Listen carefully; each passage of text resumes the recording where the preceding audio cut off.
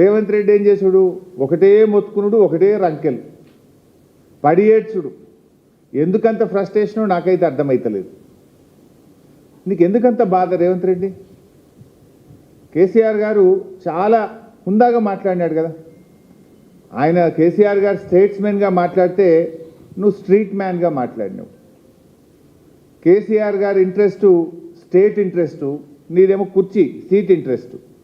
ఆయనది స్టేట్ ఇంట్రెస్ట్గా ఉండే ఉపన్యాసము, నీది సీట్ ఇంట్రెస్ట్గా ఉండే నీ ఉపన్యాసం. నేను మళ్ళీ గెలుస్తా, నేను మళ్ళీ వస్తా, ఇదే కదా నువ్వు మాట్లాడి. అసలు అయ్యేదా పోయేదా అది?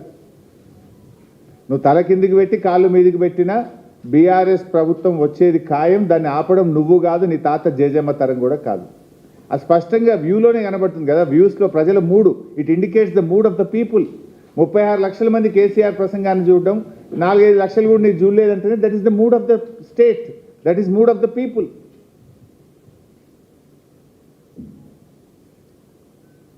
ఇక కేసీఆర్ గారు ఆయన మాట్లాడిన దాంట్లో కనీసం నువ్వు బాధ్యతగా ఒక ముఖ్యమంత్రిగా వాటిని తీసుకో, ఆ సూచనలు తీసుకో. ఏమైనా కొంతైనా చేయగలిగితే చెయ్యి. కాంగ్రెస్ పార్టీ మళ్ళీ గెలిచేదైతే లేదు, కానీ కనీసం ఇప్పటికన్నా ఇంకా 2.5 ఏళ్ళు మిగిలింది. ఈ 2.5 ఏళ్ళన్నా నువ్వు మంచిగా పనిచేస్తే గెలుచుడు కాదు కానీ కనీసం డిపాజిట్ అన్న దక్కుతాయి. కాంగ్రెస్ పార్టీ గెలుచుడు అది కళ్ళ మాట, కానీ కనీసం డిపాజిట్ అన్న దక్కుతాయి. చిల్లర మాటలు బంద్ చేసి, ఆ ఫ్రస్ట్రేషన్ బంద్ చేసి, వారు అనేక విషయాలను రాష్ట్రాన్ని దృష్టిలో పెట్టుకొని మాట్లాడింది. వాటిని ఒక బాధ్యత కలిగిన ప్రతిపక్ష నాయకుడిగా ఆయన చెప్పిన మాటలను పరిగణలోకి తీసుకుంటే కనీసం మీకు ఇన్ని డిపాజిట్లన్న దక్కుతాయి. నిన్న మధ్యాహ్నం దాకా కూడా మీరు చూసింది ఇంకో డ్రామా నడిపింది రేవంత్ రెడ్డి గారు. నేను ఢిల్లీకి పోతే సీఎంఓ నుంచి లీకులు ఇచ్చుడు, మీడియా వాళ్ళకి చెప్పి బ్రేకింగ్లు పెట్టించుడు.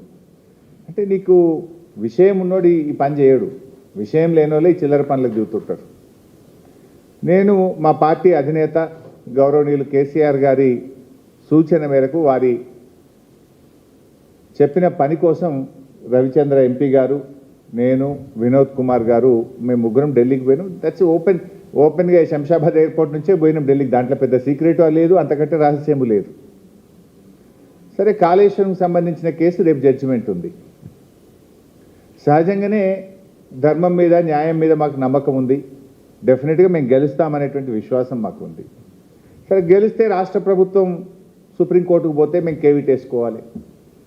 పొరపాటున మేము గెలవలేదు, మేము సుప్రీంకోర్టులో ఫైల్ చేసుకోవాలి.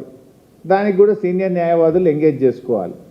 ఒక రాజకీయ పార్టీగా నీ కుట్రలు, నీ అక్రమ కేసులను డెఫినెట్గా ఎదుర్కోవడానికి న్యాయ వ్యవస్థలో మాకుండే అవకాశాలని మేము చేసుకుంటాం. అదేవిధంగా మీ రాహుల్ గాంధీ ఏమో రాజ్యాంగాన్ని చేతిలో పట్టుకొని నేనే రాజ్యాంగ పరిరక్షణ లెక్క ఆయన పోజులు ఇస్తాడు. నువ్వేమో రాజ్యాంగ భక్షకుడివి, బీఆర్ఎస్ ఎమ్మెల్యేలను లాక్కుంటివి.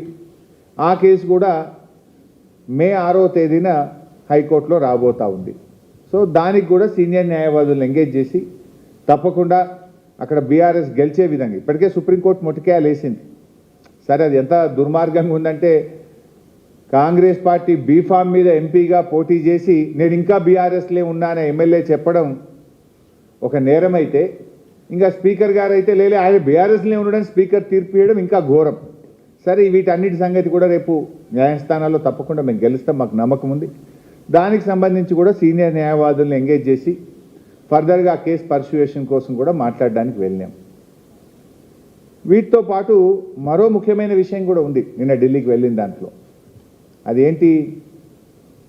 బ్యాగ్ల కేసు. బ్యాగ్ల కేసు ఒకటి ఉంది కదా, ఓట్ ఫర్ నోట్ కేసు. ఆ కేసు కూడా రేపు సుప్రీంకోర్టులో మధ్యాహ్నం 3:30కు వస్తుంది. రేపు మధ్యాహ్నం 3:30కు రేవంత్ రెడ్డి పట్టపగలు 50 లక్షల నగదుతో బ్యాగులతో దొరికిన కేసు రేపు మధ్యాహ్నం 3:30కు సుప్రీంకోర్టులో వస్తుంది. సో ఈ ఓటుకు నోటు దొంగ భరతం పట్టడానికి కూడా నిన్న ఢిల్లీలో న్యాయవాదులతో మాట్లాడడానికి వెళ్ళాం. రెడ్ హ్యాండెడ్గా నువ్వు పట్టపగలు దొరికినావు. కానీ ఇవాళ ఏమైపోయింది? కంప్లైనెంటు నువ్వే, ముద్దాయివి నువ్వే అయిపోయినావు.